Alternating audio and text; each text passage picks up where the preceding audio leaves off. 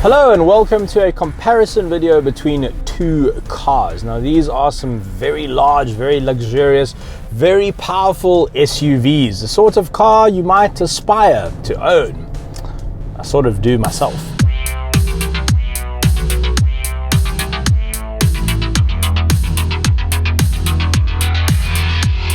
I am in the Base Spec X5, which sounds like a weird thing to say about an X5. Comes in at about 1.2 million. It's called the xDrive 30D X-Line Automatic. You can get all the details on our app or on our website. And it has a straight 6 turbocharged diesel engine. And what's quite interesting between the two engines is that the Merc completely outperforms this BMW. Way more power, quite a lot more torque. I feel like BMW could have got a bit more out of this engine, but this car is a bit lighter and it does feel a lot more nimble. If you drive both cars back to back, you can feel the power difference in the Merc. But if you just drove the X5, you would not describe it as slow or underpowered. There's more than enough under your right foot here. It's got this lovely wave of torque which you just sort of ride when the turbo is on song. Whee! But 0 to 100, 6.5 in here, 5.7 in the Merc, which is incredible because it is about the size of a house. Quite a big difference between these two engines is how low in the rev range the manufacturers have been able to get the peak torque figure to become available. So in the Beamer, peak torque is available between 2,000 and 2,500 RPM, whereas in the Merc, peak torque is available from an extremely low 1,200 RPM. So I think this is just about the perfect time to jump into the Mercedes-Benz and talk about that car while I'm driving it. Revolutionary, I know. I don't know how I come up with all these ideas. Into the Mercedes-Benz, and you can immediately feel that this is a larger car. There's just more room in here. That's more space for activities. And it really does show in the weight as well. This car is 215 kilograms heavier than the X5. It's a bit of a barge, this thing. But when it comes down to this engine and how it motivates this car, you wouldn't really know. Can't really feel that weight because you've just got 700 Newton meters of torque in here. And all of it, as I said when I was driving the X5, is available from as low as 1,200 RPM. This thing absolutely shunts, and it's mated to Merc's new 9-speed gearbox, and this has got to be one of the best drivetrains available right now on the modern car market. It's really, really good. But what's letting the team down a little bit here is the suspension system. It just doesn't seem to be happy. It's not a happy suspension system. It's not sure of itself. Doesn't know its identity. Who am I? What am I? Am I a suspension system? Am I a jumping castle at a 7-year-old's birthday party? It's sort of wobbly. Let's talk about the boot space and practicality issues between these two cars. Now, of course, you're interested in an SUV because you want to throw many things into the back. And good news, both cars are pretty damn massive when it comes to load area. Both cars also have electric tailgates, although you have to pay extra for your tailgate in the Merc, which I think is a bit cheeky. It's already quite an expensive car. The difference you'll notice immediately is that the Beamer has a split tailgate, which I quite like because, ooh, that wasn't a very good noise. Because it gives you somewhere to sit, you know, somewhere to lean against. On paper, BMW says their boot is a little larger with the seats in place. However, Mercedes says their area is larger when the seats are flat. But when I'm looking at both of them, it looks pretty much the same. I don't think you're really going to notice. What you will notice though is that the seats in the Beamer are manual. I will now demonstrate how to make them flat. One handle over there. One handle over there, no drama, no fuss, pretty damn quick too. If we go over to the Merc, I will now demonstrate in real time how long it takes to drop the seats because they are electric.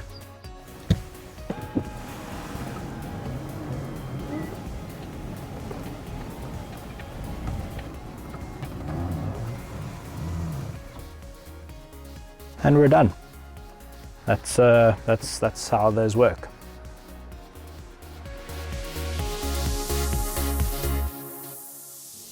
This is the rear seat of the BMW. As you can see, it's very beige in here, very creamy. I feel like I'm inside a vanilla Steri Stumpy. But I wanted to illustrate to you the difference in size between the back seats. So I am 6'6". No, I'm joking, I'm not. I'm 5'9". And as you can see, if I sit behind myself, I mean, I've got enough space. I don't not have enough space. But when I jump into the Merc, you'll see the difference between the two cars. Got my own automatic climate control back here, USB-C port, so I can charge my things, which is good. And this is actually the mount for the TV, if you go for that option. But overall, I am pretty comfortable back here. I don't have many complaints. I can even shut out all the peasants with my blind. That's nice. Okay, to the Merc. As you can tell by the stark difference in leather color, I am now in the Mercedes-Benz, and look at the comical amount of knee room I have. This is like, my lounge at home isn't as big as this. I actually cross my legs. Look at that. That is a ridiculous amount of space. I will say though that it doesn't feel as luxurious back here as it does in the BMW. The BMW's rear seats have more of a sense of occasion about them. It's a bit plain back here. Also, I don't have my own climate control, but what I can control individually is my seat with these buttons over here on the door. That's kind of cool. So if I'm in the back seat and I want to take a nap, just adjust my backrest. Nice work, Mercedes-Benz. Okay, to the front seats.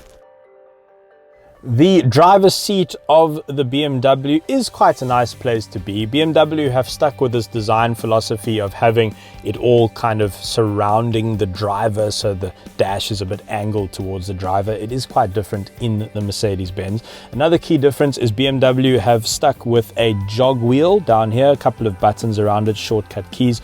So for instance, to your media or your navigation. But this is also a touchscreen, so if you feel like it, you can reach out and interact with your screen with your fingers. In front of me is another digital instrument display. It took BMW a little bit long to come to the party on this, but I do like what they've done with it. It is effective, nice and clear and easy to read.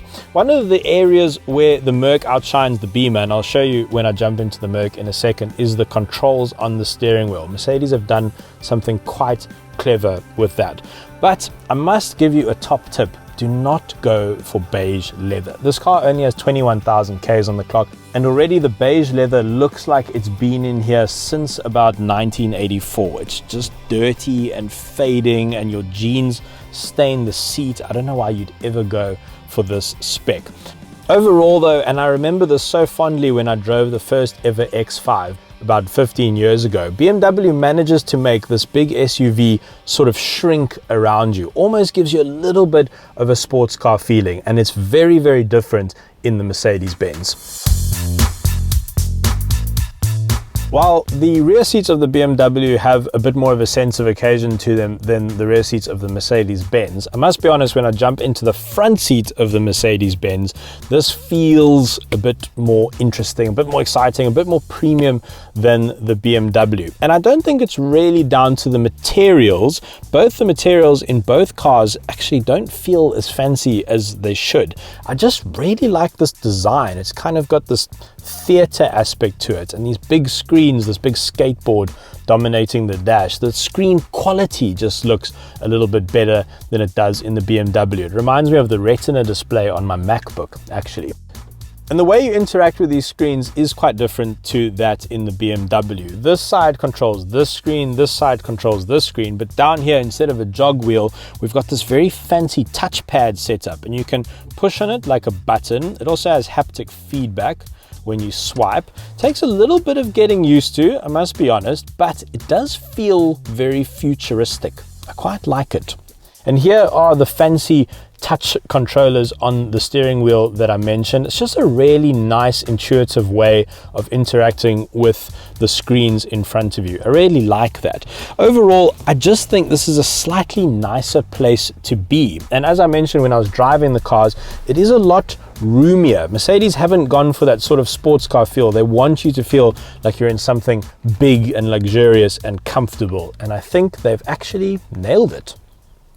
When you drive these cars back to back, you really get a feeling for the difference in philosophy that BMW and Mercedes have when it comes to building cars. The BMW does feel a bit more like a sports car. It's the kind of car you might enjoy hustling around a little bit. The Mercedes-Benz does not feel like that. But if you have a lot of distance to cover, if you've got some cruising to do, I think I'd rather be in this car. It feels a bit better set up for that. This particular GLE is 160,000 Rand more than the X5 that we have, and I have a feeling it's spec'd to quite a lot higher than the BMW is. Obviously with German cars you can absolutely go to town on the options list, but if you are looking to spend 1.2, 1.3 million Rand on a car, I think you just want to be satisfied. And I think both these cars will satisfy you, but they are designed almost to satisfy different needs and wants. So keep that in mind when you're looking at these two cars.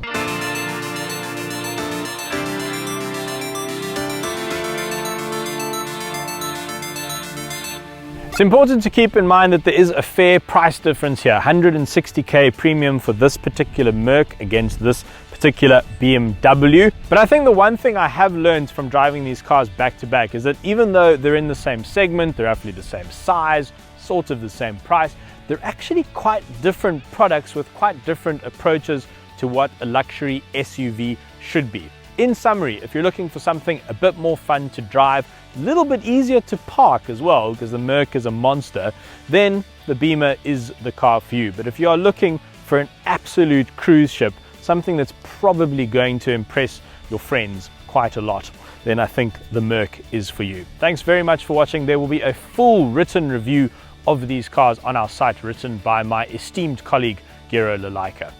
Bye for now.